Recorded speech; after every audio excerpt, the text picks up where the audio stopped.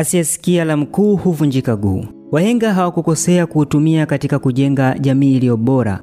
Tanzania yetu inapoelekea kwenye uchaguzi mkuu tarehe 29 Oktoba mwaka huu, msemo huu usikauke akilini na kuendelea kuhifadhi moyoni, kwani dunia inatazama, historia inatuangalia na vizazi vijavyo vinatupimia. Huu si tu uchaguzi wa viongozi, bali ni mtihani wa utu wetu, ukomavu wetu wa kisiasa na uaminifu wetu kwa misingi ya amani ambayo tumerithi kwa damu, jasho na maono ya waasisi wetu. Ni wakati wa kutafakari, kuhamasika na kuungana, si kugawanyika. Ni pamoja na umaskini wake. Ni angalau sifa hiyo tunayo. Sifa ya kwamba ni nchi ina amani, ni nchi ambako iko jitihada ya watu hawa kujiona ni wamoja, ni wa Tanzania. Hatujakamilika. Sasa inapotokea vipindi kama hivi vya uchaguzi, watu wanatafuta kura,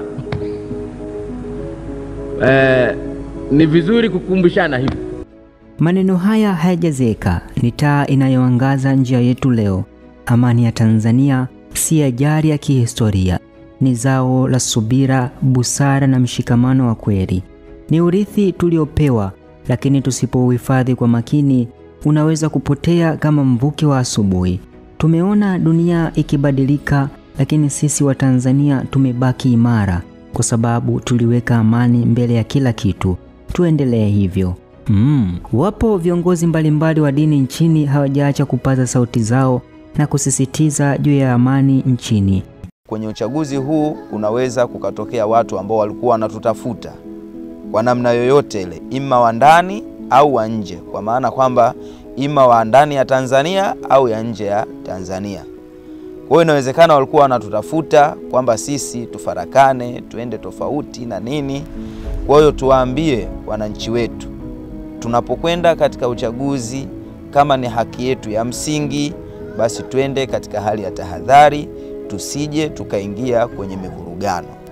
Kwa na maneno ambayo unatunza utu wa mwingine na heshima ya mwingine, hivi ni vitu muhimu sana, kwa sababu thamani ya mwanadamu ni kubwa sana. Kwa hiyo niwaombe sana, niwasihi sana wale watakaogombea nafasi yoyote, iwe ya udiwani, hata kama unamuona mwenzako si wa chama chako, ni vema kunena maneno ambayo sio ya kumharibu, sio ya kuumiza taifa, yani maneno yawe ya utu, ya kuthamini utu wa mtu, kwa sababu hata tukipata hizo nafasi tunarudi kuwatawala wale wale ambao tumewahutubia leo. Tukiendelea na maandalizi ya uchaguzi, tusiwe vipofu wa historia. Dunia imejaa mifano ya mataifa yaliyoteleza kutoka katika ngazi ya matumaini hadi shimoni mwa machafuko kwa sababu ya chaguzi zilizojaa jazba kuliko hekima. Utakumbuka Kenya mwaka 2007. Majirani zetu waliona nchi yao ikigeuka kuwa uwanja wa damu baada ya uchaguzi. Mamia walikufa, maelfu walikimbia makazi yao. Ilikuwa ni kiza kizito kwa taifa lenye uwezo mkubwa. Si tu hivyo, Ivory Coast 2010.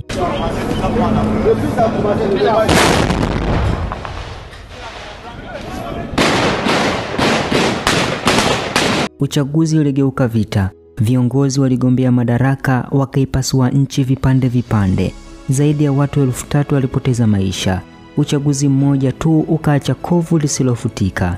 Burundi pia, mwaka 2015, kilio cha wananchi dhidi ya ukiukwaji wa katiba kiligeuka kuwa mlipuko wa machafuko. Uchumi ukaporomoka, maisha yakapotea. Taifa likayeyuka katika sintofahamu ya muda mrefu. Je, Tanzania tunataka kuwa mfano mwingine wa huzuni? Jibu la wote lipaswe kuwa hapana. Tusiige yaliyowafikisha wenzetu kwenye giza. Kila kura inayopigwa ni sauti ya matumaini, si risasi ya maumivu. Uchaguzi haupaswi kuwa uwanja wa mapambano, bali jukwaa la fikra na maono. Siasa si ya uadui, na utofauti wa mawazo kwa lengo moja, kulijenga taifa letu. Hatuwezi kukubaliana kila mara, lakini tunaweza kuheshimiana kila wakati. Tuwe wa kweli.